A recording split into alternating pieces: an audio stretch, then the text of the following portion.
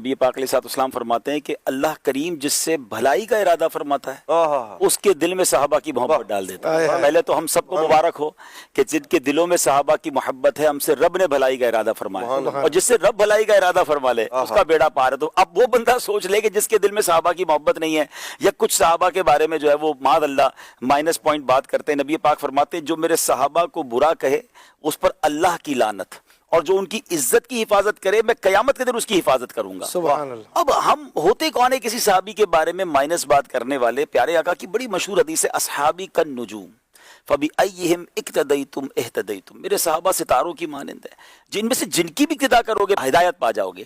اب نبی پاک اپنے ہر صحابی کو ستارہ کہیں اور ہم اس ستارے میں کوئی نہ کوئی عیب ڈھونڈنے کی کوشش کریں تو یہ تو ہماری عقل کا فطور ہے۔ اب اس میں ایک بڑی اہم بات علماء نے فرمائی کہ جو صحابی پر اعتراض کرتا ہے نا، ایکچولی معاذ اللہ وہ نبی پاک کی تربیت پر اعتراض کرتا ہے کہ سرکار علیہ الصلوۃ والسلام کی تربیت یافتہ ہیں اور آپ ان کے معاملات پر گفتگو کر رہے ہیں۔ دیکھیں بڑوں کی باتیں بڑے جانیں، ہمارے ماں باپ میں بھی اگر آپس میں کوئی بات ہوتی ہے تو لوگ کیا کہتے ہیں بچوں کا کام نہیں اور ان کے معاملے میں ڈسکس کرنا۔ بعض لوگوں کو یہ پرابلم ہوتی ہے کہ یار جب اہل بیت کی بات کرو نا تو صحابہ کی بات شروع کر دیتے ہیں۔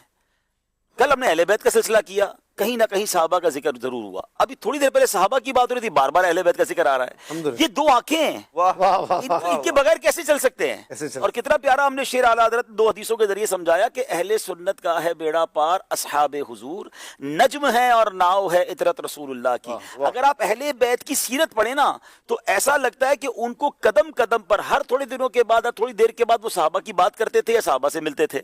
صحابہ کا اگر سیرت پڑھیں جو اس زمانے میں تھے تو ہر تھوڑی دیر بعد وہ اسرائیل کریم کے فضائل بیان کر رہے ہیں، امہات المومنین کی خدمت کر رہے ہیں۔ حضرت عبد الرحمن بن عوف کے بارے میں آتا ہے کہ جو ان کو اللہ نے اتنا مال دیا اس کی بڑی وجہ یہ تھی کہ وہ سرکار علیہ الصلوۃ والسلام کے دنیا سے ظاہری طور پر پردہ فرمانے کے بعد پیارے آقا کی ازواج مطہرات کی چاکری کرتے تھے، یعنی ان کی خدمت کرتے تھے، ان کے لیے وظیفے مقرر کیے، تو وہ خدمت کا انہیں یہ صلہ ملا کہ کہتے میرے مال میں اللہ نے اتنی برکت ڈال دی۔ تو یہ کیا تھا؟ یعنی صحابہ کا ذکر بغیر اہل بیت کے کمپلیٹ نہیں ہوتا، اہل بیت کی بات کرے تو صحابہ کا ذکر ضرور ہوتا ہے۔ یہ خوبصورت ایک گروہ ہے، خوبصورت یوں سمجھے کہ گروہ ایسے لوگ ہیں جو آپس میں اتنا شیر و شکر ہیں کہ ان کو سیپریٹ کر کے بیان کیا ہی نہیں جا سکتا۔